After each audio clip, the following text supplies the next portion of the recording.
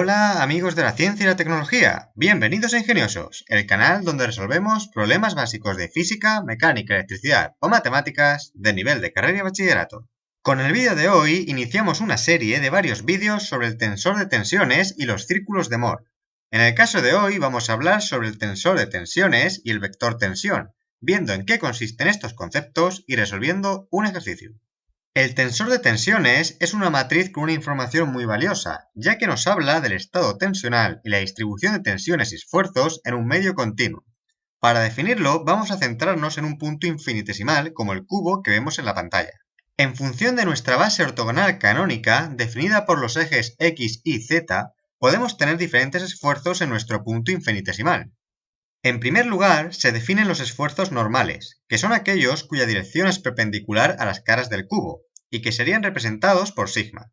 Por lo tanto, tendremos tres tensiones normales. La primera definida según el eje x, perpendicular al plano YZ, la segunda según el eje y, perpendicular al plano XZ, y la tercera según el eje z, perpendicular al plano XY. Del mismo modo, tendremos unos esfuerzos tangenciales, que son aquellos contenidos en cada una de las caras del cubo, representados por la letra tau. En el plano YZ tendremos la tensión tangencial tau xy, que es un vector perpendicular a sigma x y en dirección y tau xz, que es perpendicular a sigma x y va en dirección z. En el plano zx está la tensión tangencial tau y x, perpendicular a sigma y según la dirección x, y tau y z, según la dirección z. Por último, en el plano xy encontramos tau zx, perpendicular al eje z y según la dirección x, y tau zi, según la dirección y.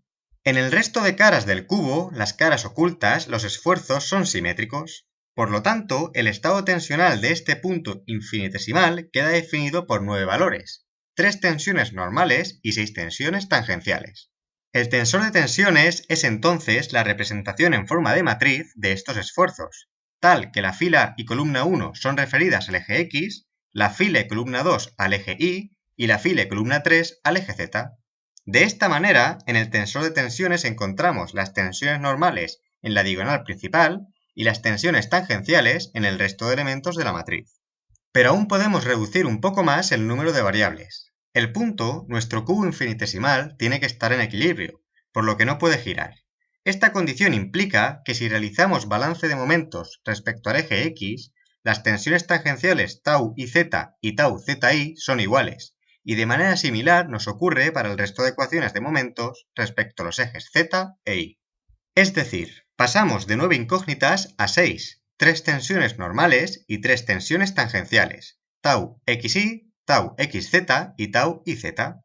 Además, esto hace que el tensor de tensiones sea una matriz simétrica respecto de la diagonal principal, con las ventajas que esto trae para algunas propiedades que veremos en próximos vídeos.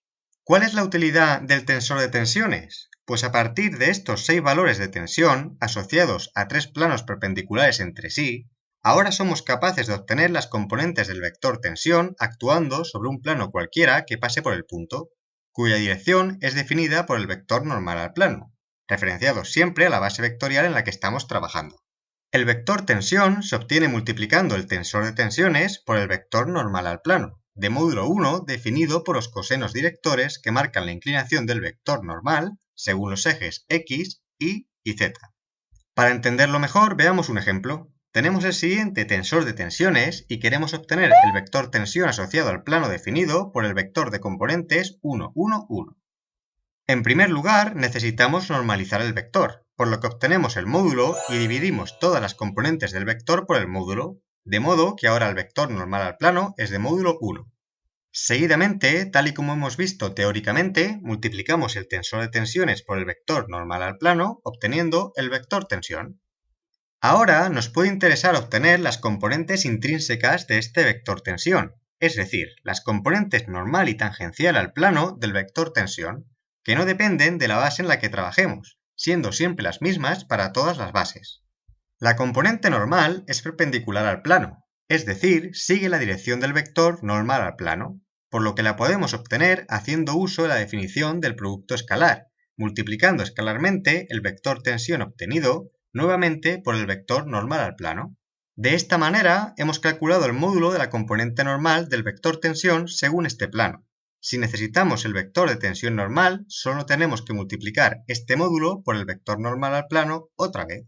Ahora, para obtener la componente tangencial, tenemos dos opciones. La más fácil es trabajar con módulos.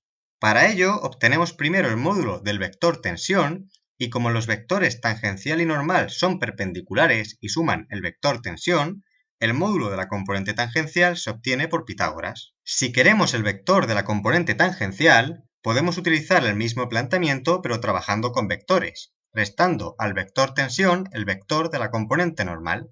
Si queréis, podéis comprobar que el módulo del vector componente tangencial obtenido coincide con el calculado directamente a partir de los módulos. En próximos vídeos hablaremos sobre las tensiones principales y las direcciones principales, así como los círculos de Mohr. Pero ahora os dejo un ejemplo con su solución para que practiquéis. Esto ha sido todo por hoy. Muchas gracias por elegir el canal para seguir aprendiendo. Podéis dejar cualquier pregunta en los comentarios o en la dirección de correo si queréis que resuelva algún otro tipo de ejercicio y estáis invitados a suscribiros. Gracias y recordad, en el saber nunca cabe la saciedad. ¡Hasta otra!